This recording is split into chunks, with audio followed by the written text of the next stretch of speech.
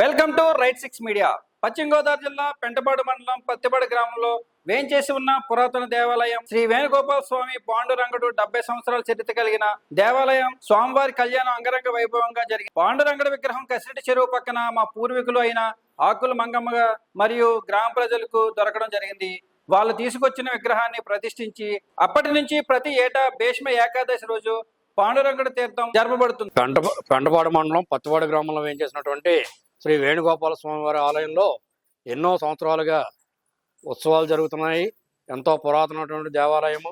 ఇక్కడ భక్తులందరికీ కూడా కోరినటువంటి కోరికలు నెరవేరడం, ప్రతి సంవత్సరం కూడా దిందనాభివృద్ధి జరగడం, ప్రతి సంవత్సరం కూడా ఎంతోమంది భక్తులు వచ్చి దర్శనం చేసుకోవడం ఎంతో ప్రత్యేకమైనటువంటి దేవాలయం ఇది.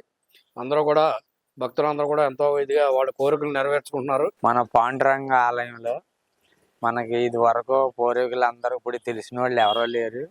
70 సంవత్సరాల క్రితం మన రైలు గట్టు సమీపంలో దొరికాడంట పాండురంగడు. మన దుక్కు దున్నుతో ఉంటే చేలోను దొరికాడు. ఆకులు మంగమ్మ గారు ఈ గుడి కట్టారు. ఈ చాలా మంది అప్పుడు అందరూ పాత వాళ్ళందరూ ఇప్పుడు ఎవరో సరిగ్గా తెలుస్తలేదు. ఈ మంగమ్మ గారు కడతంలో మంచి బాగా చేసేవారండి అప్పుడు. అలా సమీపంగా తగ్గిపోయింది. ఈ పాండురంగ ఆలయం అంటే ఒక జాతర సమీపంలో జరిగినట్టు చుట్టాలందరూ వచ్చి బట్టలు ఇవన్నీ పెట్టేవారంట అప్పుడు.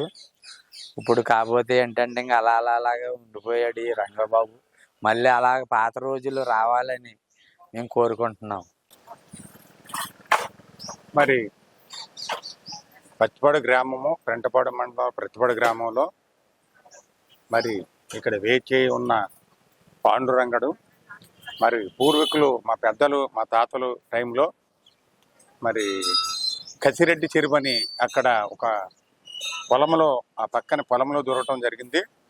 మరి ఆ రోజు నుంచి ఈ రోజు వరకు కూడా చాలా నిష్టగా పూజలు చేయటము, అలాగే ఆ స్వామిని ఎవరైతే కొలుస్తారో వారికి కొంగు బంగారం అవి అనుకున్నది పిల్లల కాలితే పిల్లలు పుట్టడం, అలాగే ఏదైతే పనులు ఉద్యోగాల రీత్యా అక్కడ సర్టిఫికేట్లు తెచ్చి దండం పెట్టుకుని పూజలు చేయించుకుంటే పంతులు గారి చేత అవన్నీ కూడా నెరవేర్చడం జరుగుతుంది. మరి మహోన్నతమైన వ్యక్తి పాండురంగడు అంటే మామూలుగా అది భీష్మ ఏకాదశిలో ఈ పూజలు చేయటం జరుగుతుంది. మేము మరి ప్రతిరోజు నిత్యము దూపదీప నైవేద్యాలు జరుగుతాయి. కానీ ఈ స్వామి చుట్టుపక్కల ఎక్కడా లేదు పాండురంగడు గుడి.